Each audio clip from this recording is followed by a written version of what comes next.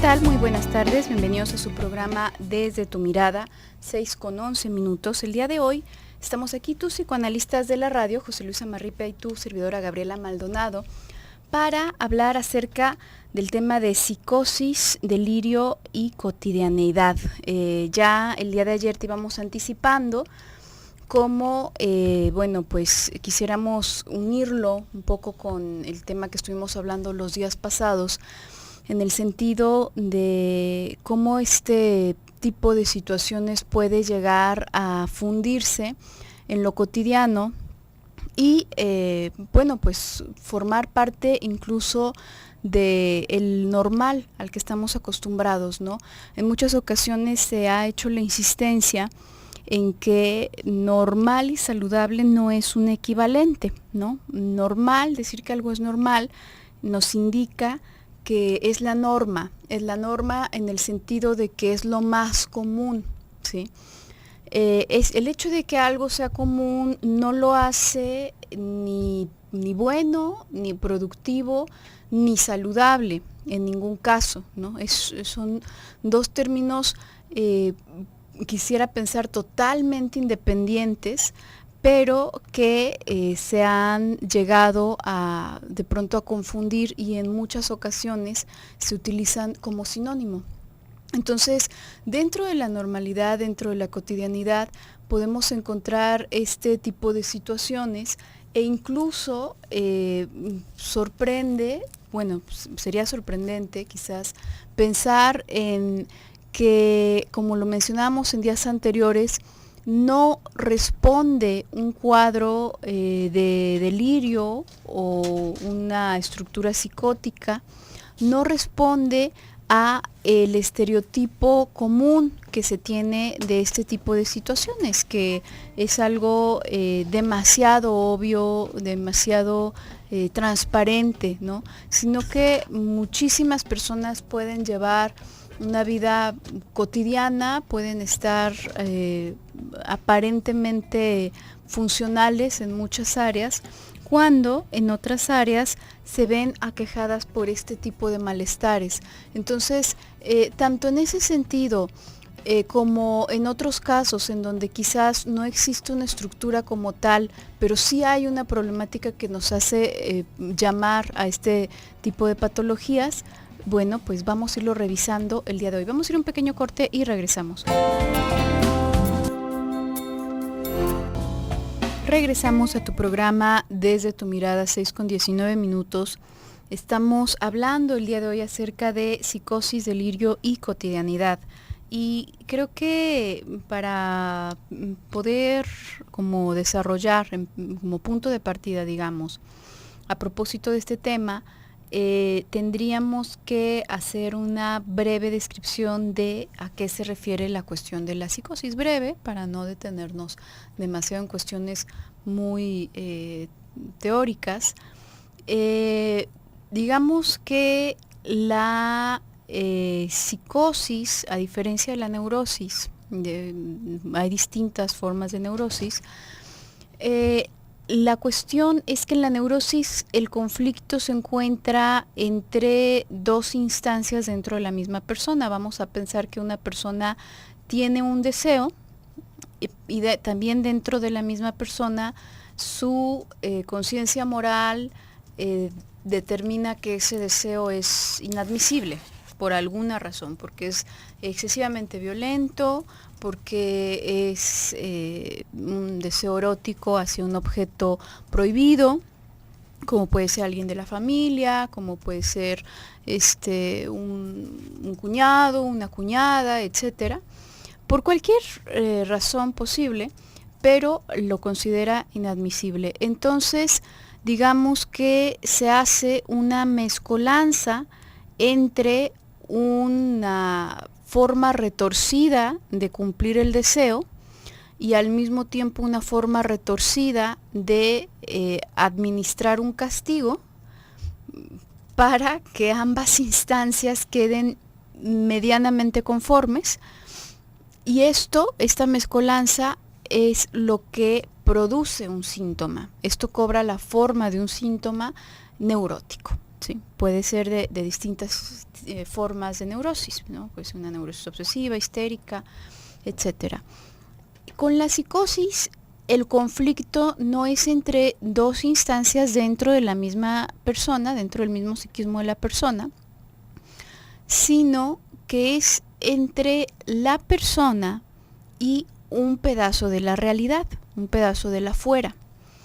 Aquí lo que ocurre, la resolución sintomática está en el hecho de que se extrae, se arranca ese pedazo de la realidad que resulta, ahora este es el que resulta inadmisible, y en su lugar, porque decíamos en días anteriores y también en muchos otros momentos con ocasión de otros temas, hemos dicho, los seres humanos, las personas, no nos quedamos con un espacio en blanco tranquilos, siempre metemos ahí una hipótesis, siempre decimos, probablemente tal cosa, pero no nos pasamos de largo ante nada.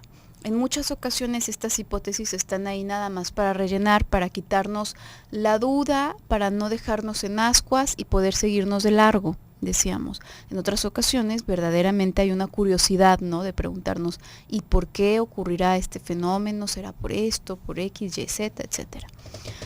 Pero aún así no dejamos nada en blanco.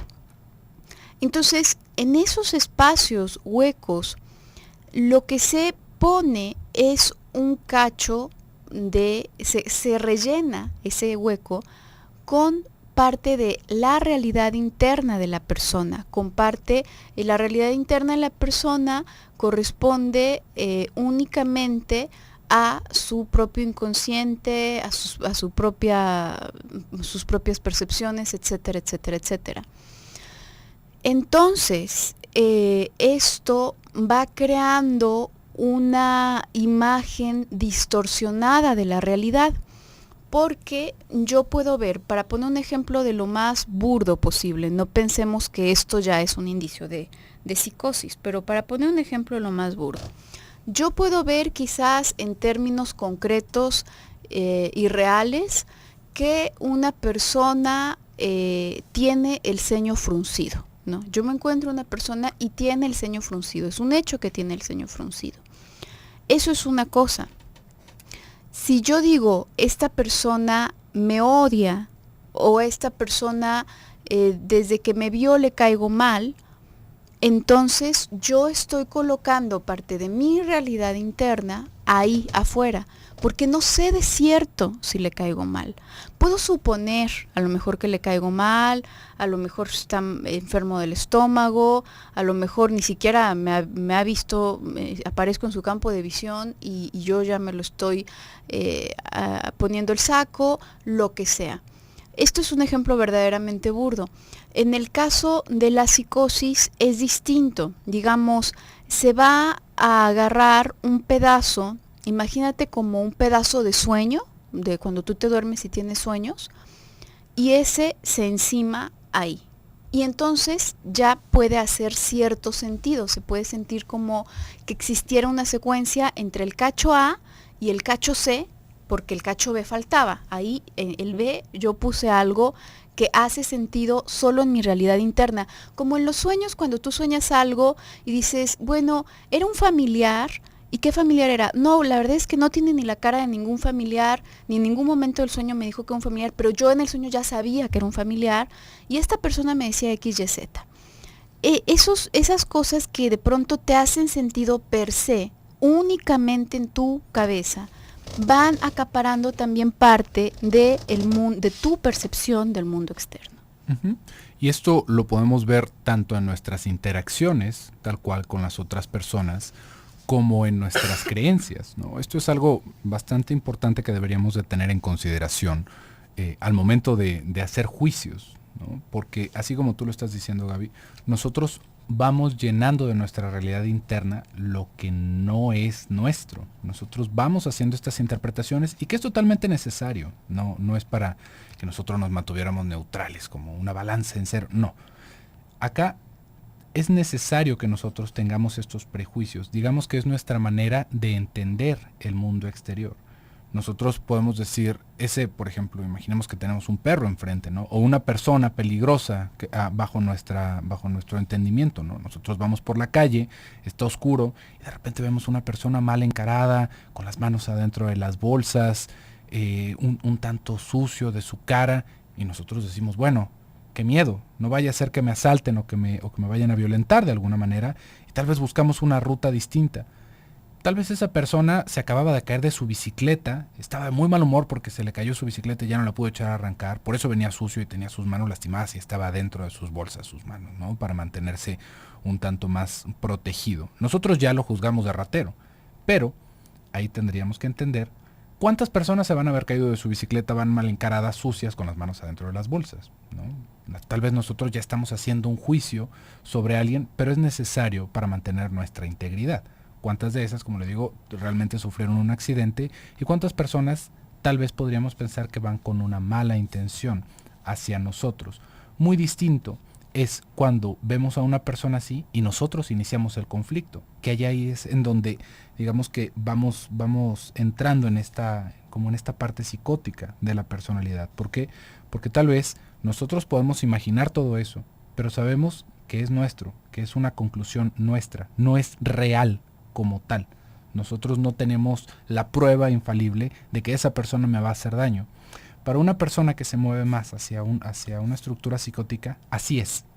No hay lugar a duda. Y esto es en donde nos vamos a encontrar con estas certezas psicóticas en nuestra cotidianidad. Porque rara vez, cada vez más raro, no, vamos a ver a alguien que dude, que diga, bueno, pues es que me sentí como que me iban a agredir, ¿no? La mayoría de las veces vamos a escuchar, casi me roban, ¿no? Hay un montón de gente peligrosa ahí, y la gente peligrosa, pues es gente que tal vez viene de su trabajo, que vienen sucios, ¿no? Podríamos pensar tal vez en un paso peatonal o en alguna parte de una colonia donde hay muchas personas que son obreros, que se dedican a la construcción y evidentemente que llegan sucios, ¿no? A veces igual hasta se tomaron una cerveza después de trabajar y vienen medio tambaleándose y nosotros decimos, es que es pura gente mala. No, no es gente mala, tal vez estamos en una realidad distinta a la que estamos acostumbrados, pero ya es una certeza, y tan se volvió una certeza que empezamos a ver cómo hay personas que responden ante este tipo de situaciones, ¿no?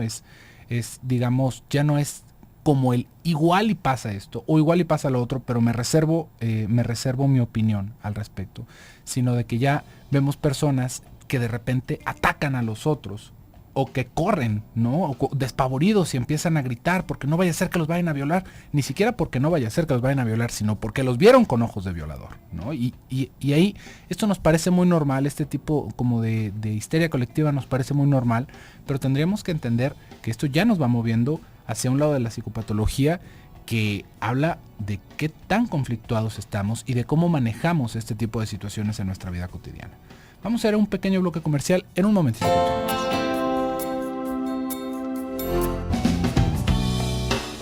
Regresamos con tu programa Desde tu Mirada, 6:34. Estamos hablando el día de hoy acerca de psicosis, delirio y cotidianidad.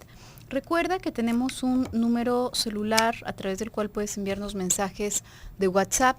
El número es 333-822-3208. Podemos estar recibiendo tus mensajes aquí directamente en la computadora. Y bueno, continuando con este tema y cómo muchas de estas manifestaciones pueden de pronto pasar por alto, creo que en general la mayoría de las personas puede llegar a tener este tipo de percepciones porque es imposible prácticamente pensar que alguien puede ver las cosas exclusivamente desde un punto objetivo, totalmente objetivo. Es absurdo porque incluso aquellos elementos de la realidad a cuales les prestamos suficiente atención como para haberlos recabado, para recordarlos, ya estos tienen que ver con nuestra subjetividad, ¿no? Yo puedo ver muchas cosas en una habitación y sin darme cuenta voy a deshacerme, digamos, de muchas de ellas y le voy a prestar atención a otras específicamente. ya sea por una cuestión más superficial de aquello a lo que le necesito prestar atención en este momento, por la tarea que estoy llevando a cabo, ya sea por una cuestión más profunda a propósito de lo que pudiesen representarme o no representarme esas cosas, ¿no? En una asociación ya muy personal de cada sujeto. Pero incluso esto ya nos habla de una subjetividad, entonces tampoco tendríamos que caer en el error de pensar que todo elemento de subjetividad nos remite a un pensamiento delirante. Aquí lo remarcable es la suerte de certeza que tienen algunos pensamientos. Como tú ya lo mencionabas, José Luis, en el bloque pasado, no es que quepa como una posibilidad, sino que aparece de pronto la certeza de que está pasando tal cosa que está en mi cabeza. Y esto, entre las muchas manifestaciones dentro de lo cotidiano, lo podemos ver, por ejemplo, con estos padres que son muy aprensivos, o bien con las parejas, ¿no? Que también pueden ser muy aprensivos o aprensivas y se empiezan a imaginar una infinidad de cuestiones alrededor de un elemento muy sencillo, ¿no? Por ejemplo, el hijo dice que va a llegar más tarde porque se va a quedar haciendo un trabajo por equipo. Y entonces algo que puede entrar en una idea muy común puede ser, bueno, pues a lo mejor sí va a ver con alguien, ¿no? Y simplemente no tiene ánimos de decirme que va a ver a la novia o al novio o qué sé yo, ¿no? O simplemente tiene ganas de salir con los amigos, por alguna circunstancia no quiere decirlo, ¿no? Punto. Esto a lo mejor se le puede ocurrir a muchas personas, ¿no? Pero luego está esta persona que puede estar asumiendo, lo que pasa es que probablemente está yendo con fulanito de tal o probablemente está en drogas, ¿no? Porque ya últimamente no me contesta mucho y no me presta atención y está enfadado de todo lo que yo le digo, entonces seguramente está en drogas y ahorita probablemente fue a comprarlas y seguramente ya está, bueno, abandonó la escuela y realmente en lugar de ir a la escuela, bueno, esto ya es todo, es toda una elaboración muy distinta, ¿no? Cuando vemos, esto también por ejemplo en las parejas, ¿no? De pronto ya está toda la fantasía acerca de lo que sucedió y no sucedió y de qué color era el cabello del otro o de la otra y desde hace cuánto tiempo y todo esto a partir de un pedazo, porque esto es una característica del delirio. La idea delirante se construye con un pedacito de realidad, como que arrancamos a toda la hoja un cachito, una esquinita de realidad, y luego de esa esquinita se dibuja todo el delirio, ¿no? Toda la idea. Y de esa idea le vamos pegando más ideas, entonces van cobrando un sentido, entre comillas, entre ellas, van cobrando una cierta coherencia, entre comillas, delirante, por supuesto, porque se justifican solo a sí mismas, ¿sí ves? Porque el hecho de que tenga congruencia toda esta teoría es gracias únicamente a que ya 3 pasos antes yo me había inventado otra idea a propósito de esto que entonces sostiene a todas las demás, pero no se sostiene de nada real y se confunde muy fácilmente con algo real, digo muy fácilmente entre comillas, ¿no? A lo mejor para un ojo no entrenado, se confunde muy fácilmente con algo real porque tiene estos cachitos de realidad. Uh-huh. Esto es algo que nos puede llegar a afectar en muchos otros sentidos. Esto lo hemos estado hablando alrededor de las interacciones que vamos teniendo con las personas. Pero, ¿cuántas partes de nuestra vida se van sosteniendo justamente de este tipo de delirios y de esta manera de completar esos espacios vacíos? Pensaba en todo lo que se habla a veces, ¿no? De una manera muy radical sobre medicinas alternativas, ¿no? No sé usted si haya escuchado que haya matemáticas alternativas o que haya ciencias naturales alternativas o física alternativa. No, hay matemáticas que no funcionan y hay física que no funciona. Y cuando hablamos sobre una alternativa, muchas veces no estamos teniendo en cuenta que vamos introduciendo parte de este pensamiento delirante en cosas que nos pueden afectar profundamente en nuestra vida. Y esto no lo podríamos extender a todo lo demás, porque acá ya nos tendríamos que poner a pensar un poquito en la creencia de cada quien. Usted puede creer lo que usted quiera. Nadie se va a gastar en decirle que usted crea otra cosa, que es necesario que ponga su fe en otra cosa, porque eso es suyo y ya, ¿no? Cada quien hace de su vida lo que quiera. Lo que sí se vuelve una situación bastante peligrosa es que se ponga en riesgo la vida por las creencias de una manera innecesaria, que se intente enseñar y pasar por ciencia o por medicina cosas que no lo son, porque esto ya nos va afectando y afecta a sectores muy frágiles de la población, personas que no tienen un acceso a una educación suficiente para poder hacer un juicio a eso y que aparte se va prestando como una manera de hacer fraude.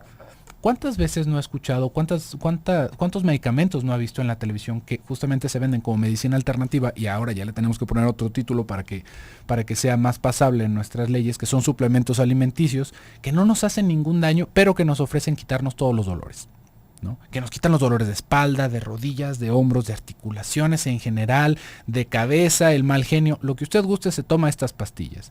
Y bueno, todos nos vamos con esta idea de, bueno, es que es natural, ¿no? Es algo natural, ¿qué daño me puede hacer? Lo único que puede hacerme es un beneficio.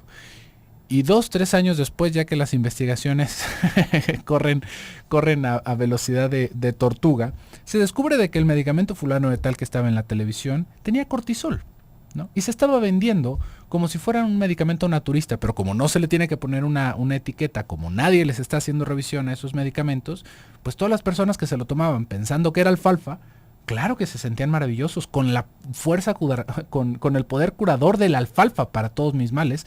Y lo que no sabemos es que nos estamos generando un desequilibrio terrible y que acabamos lastimadísimos del hígado o con un problema todavía más grave de lo que teníamos. Ese es el problema. Y esto se va sosteniendo tanto del delirio de otra persona como cómo se va acomodando en nuestro propio delirio, en cómo vamos haciendo este intercambio de nuestra realidad subjetiva por una realidad objetiva que se nos avienta como un portazo a la cara. Si nosotros estamos viendo que hay un procedimiento médico comprobado, y nótese, esto no lo hace infalible, que esa es otra cosa que de repente también se va pasando hacia allá el delirio, ¿no? Porque luego decimos, es que la medicina, y entonces yo todo se lo pongo a la medicina, y es que mi fe está en la ciencia. No, la ciencia, ahí hay algo bien interesante de la ciencia. La ciencia funciona, creamos en ella o no. No es necesario que creamos en las aspirinas para que nos generen su efecto, no es necesario que creamos en la cirugía de corazón abierto para saber que funciona, eso no pasa de esa manera.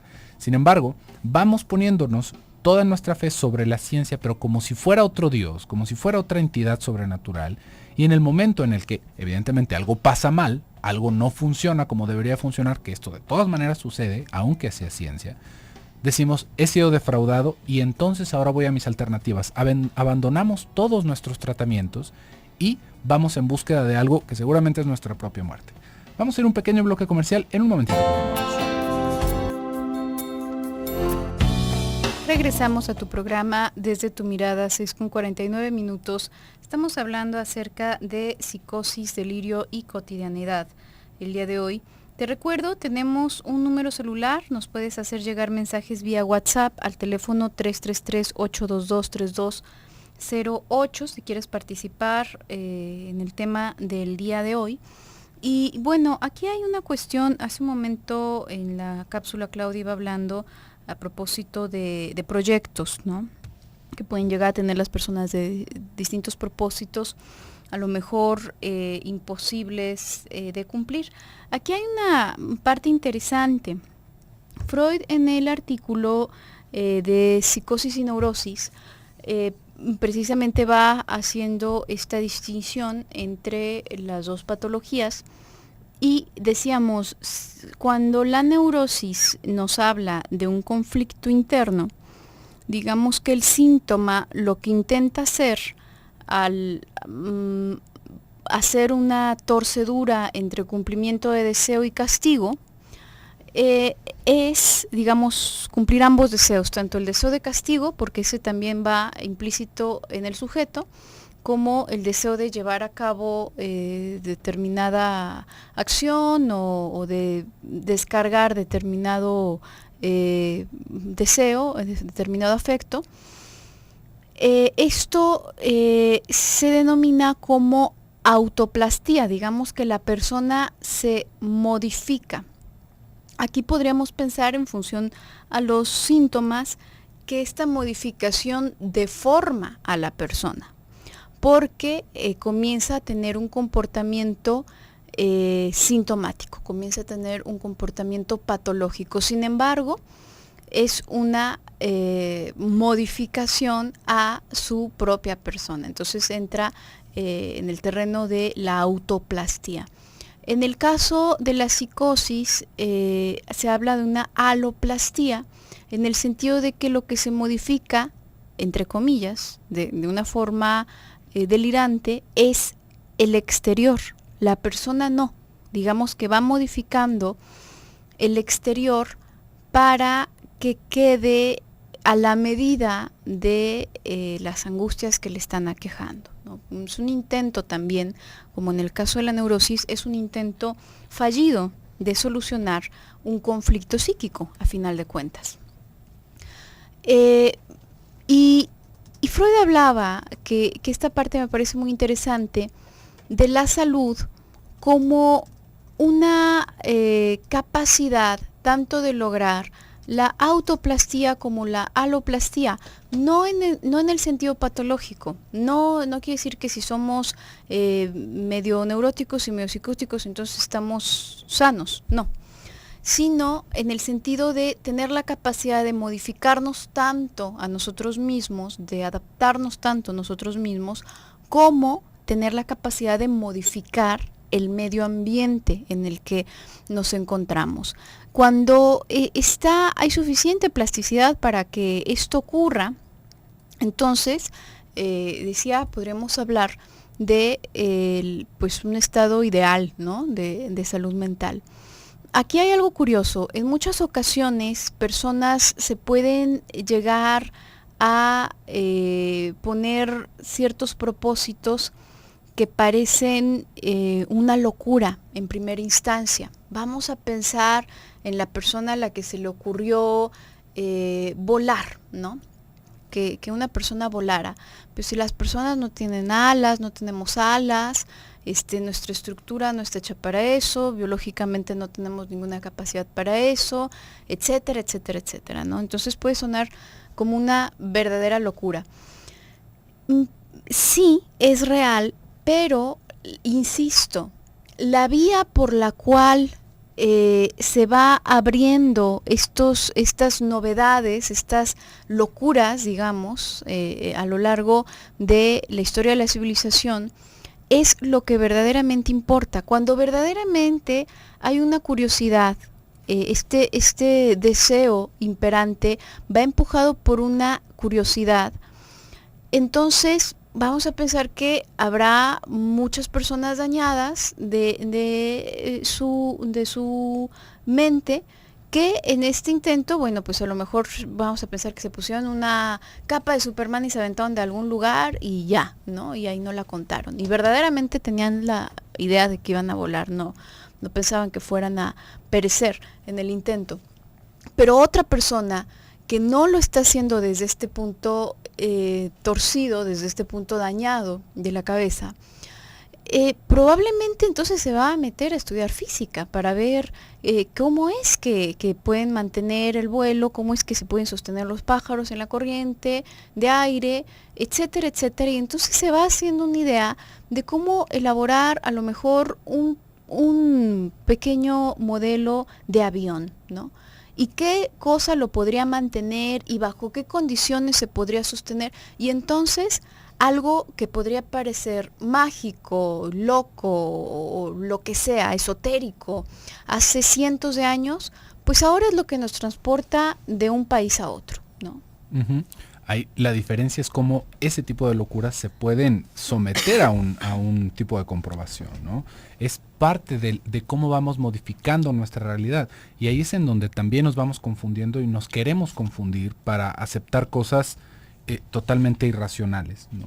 Cuando nosotros vamos haciendo este tipo de intentos por modificar, ¿no? Esto nos tendríamos que poner no solamente con las personas que volaron, Gabriela, con las personas que fueron viendo cómo tratar la diabetes.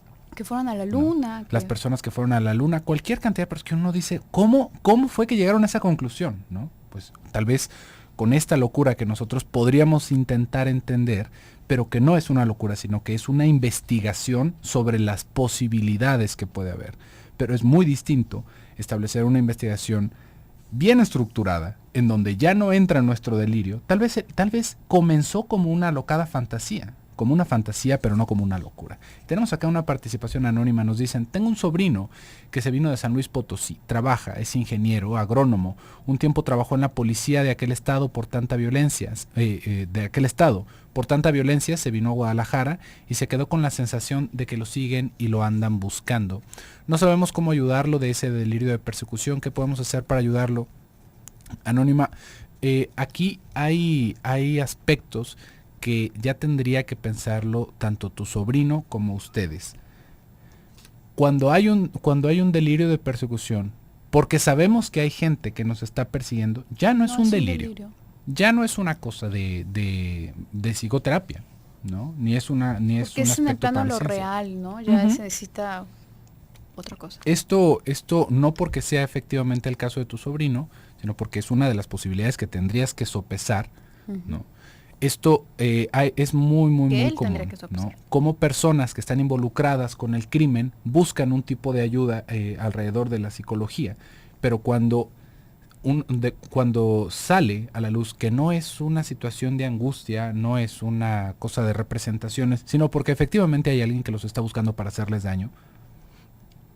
O efectivamente hay muchas posibilidades de que eso ocurra, entonces está en lo real, no está en la mente. Está en lo real, no hay algo ahí que se pueda trabajar alrededor de eso dentro de un abordaje terapéutico, ¿no? Ahí tal vez tendría que apuntarse un poquito más hacia un abordaje psiquiátrico. ¿Esto en qué sentido?